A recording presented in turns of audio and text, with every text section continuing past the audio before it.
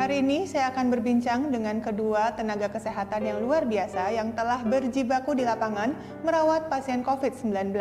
Kita lihat pengalaman mereka secara langsung. Simak obrolan saya berikut ini. Halo, selamat siang. Assalamualaikum warahmatullahi wabarakatuh. Salam sejahtera. Waalaikumsalam warahmatullahi wabarakatuh. Siang, dokter. Selamat siang semuanya. Halo, suatu kehormatan nih buat saya untuk bisa ngobrol bareng sama Dokter Debrina. Apa kabar, Dok? Sehat? Baik, sehat. Alhamdulillah sehat. Sama ada perawat Rustina Susanti. Apa kabar, Mbak Santi? Baik, dokter. Alhamdulillah sehat. Oke, kalau Dokter Debrina nih kan memang beberapa waktu lalu memang sudah jadi relawan di Wisma Atlet, bener ya? Betul, ya. Saya kebetulan yang waktu, saya ingat banget kan, waktu itu hari Kamis, Pak Jokowi bilang, Wisma Atlet jadi rumah sakit darurat COVID. Terus hari Seninnya langsung buka, terima pasien kan. Saya kebetulan salah satu tim relawan dokter yang pertama kali di sana, Dok. Wow. Jadi di sana selama 2 periode. Kalau Mbak Santi ini di rumah sakit Dr. Kanu Joso ya, yang ada di Balikpapan. Dan sebagai kepala ICU, betul ya Mbak Santi ya? Iya, benar, Dok. Bagaimana ceritanya Mbak Santi bertugas di ICU, apalagi sekarang ini sedang menangani COVID-19? Awalnya kita skenario-nya itu kita buat ICU darurat gitu di ruang perawatan. Kemudian berjalannya waktu ternyata banyak sekali kendala dan pasien tahu sendiri, Dok, tambah banyak. Akhirnya ruangan saya direnovasi untuk dijadikan khusus melayani pasien yang COVID. Wah, ini tantangannya juga luar biasa ya. Berarti selama 8 jam mengenakan APD lengkap, nggak berhenti-henti karena harus menjaga ruang ICU, luar biasa. Saya salut loh dengan para tenaga medis yang berjuang seperti itu. Saya lanjut ke Dokter Debrina juga ya. Ini dari awal sudah mau, ini kan masa awal-awal COVID kita masih banyak belum tahu nih penyakit ini apa dan bagaimana menanggapinya. Masih banyak kerincuan bahkan dari tata laksana gitu ya dokter ya. Tapi dokter mau dari pertama terjun langsung ke sana panggilan hati atau memang tuntutan pekerjaan atau ditunjuk atau gimana, Dok?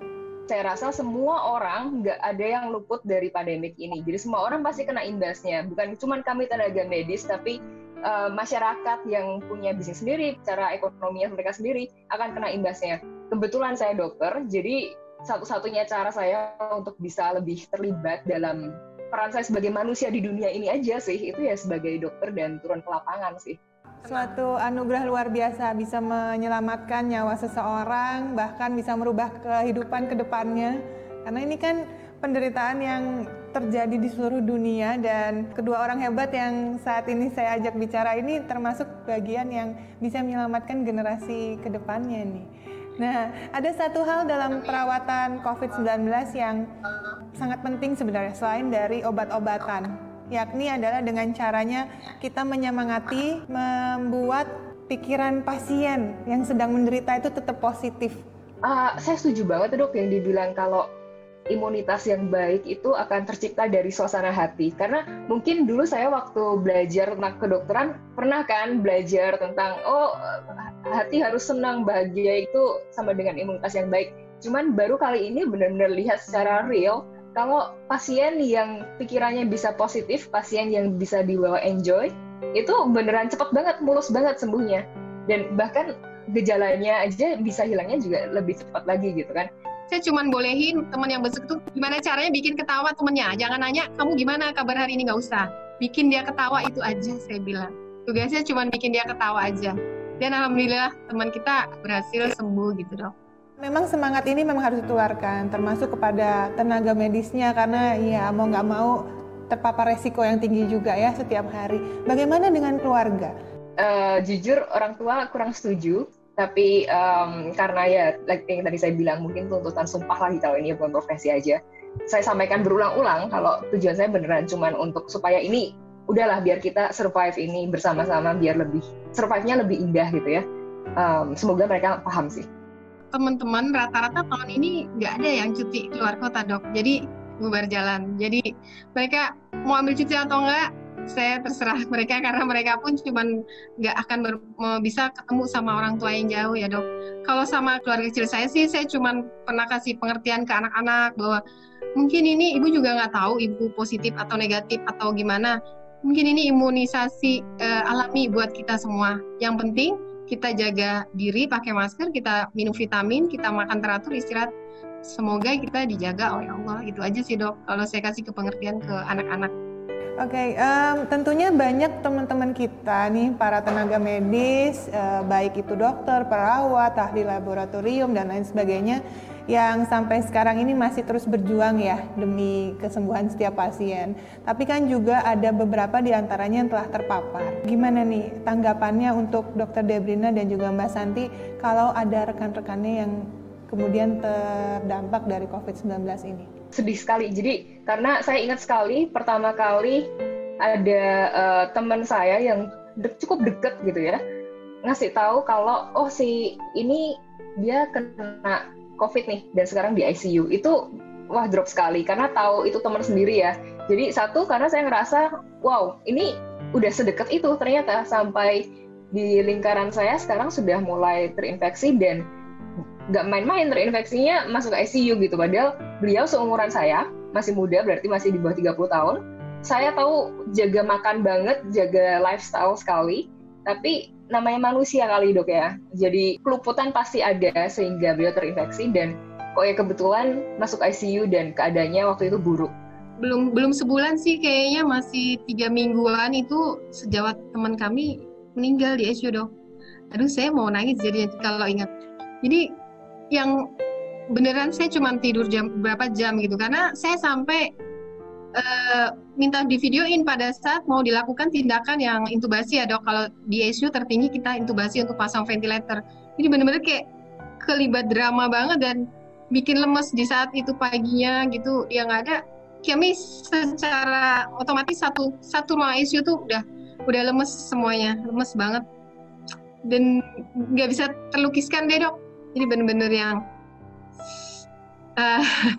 berat dok. Kami juga berharap sampai kapan ini COVID ya dok ya. Betul. Saya harap memang ini akan segera selesai dan saya harap masyarakat juga makin sadar ya dengan apa yang dihadapi oleh para tenaga medis ini di lapangan benar-benar beresiko tinggi. Jadi agar semuanya bisa terus berjalan dengan baik, tentunya masyarakat juga harus mendukung gitu ya.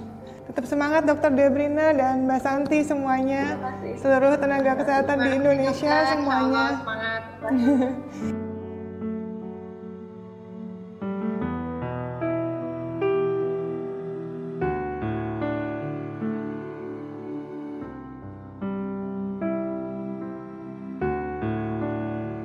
Oke, saya mau bertanya sedikit nih tentang apa yang pemerintah sudah berikan. Bagaimana dengan tunjangan yang selama ini teman-teman dari medis ini, apakah sudah menerima atau bagaimana kompensasinya dari pemerintah sendiri? Mungkin boleh dikasih bocoran sedikit aja biar masyarakat juga tahu gitu realitanya seperti apa. Saya rasa semuanya sama di Indonesia.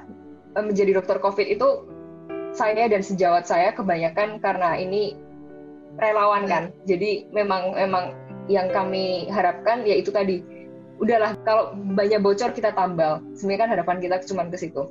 Jadi saya rasa nggak bisa komplain juga, dan walaupun mungkin nggak tepat waktu juga saya rasa nggak bisa komplain juga karena itu tadi basis kami adalah basis kerelawanan gitu kan. Itu tujuan utama kami. Jadi dengan adanya insentif dan lain-lain itu plus terima kasih banget.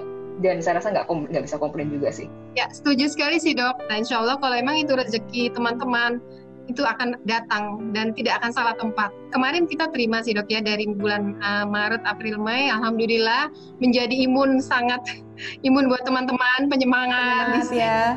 Baik para relawan, petugas yang benar-benar sudah melihat langsung pasien COVID di lapangan seperti apa, boleh nggak nih pesan untuk mengingatkan kepada masyarakat bahwa pandemi ini nyata dan COVID-19 itu benar-benar ada. Kita lihat ada kayak semacam dua kubu nih, antara kubu yang benar-benar percaya atau kubu yang benar-benar nggak percaya.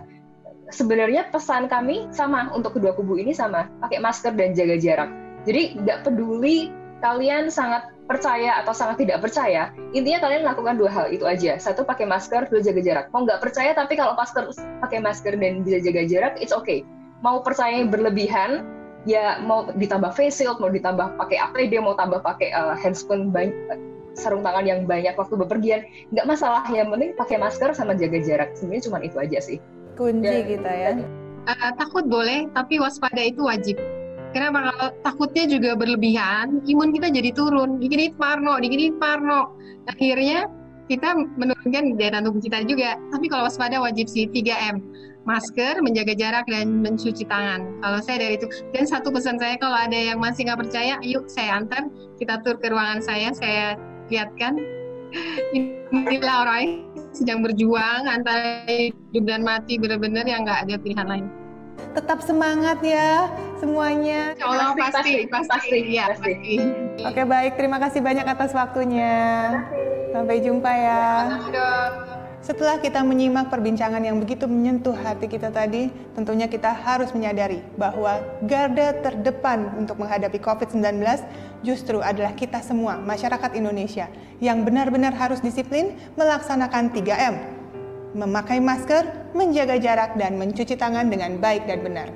Hanya dengan 3M kita mampu memutus mata rantai penularan COVID-19. Kita pasti bisa.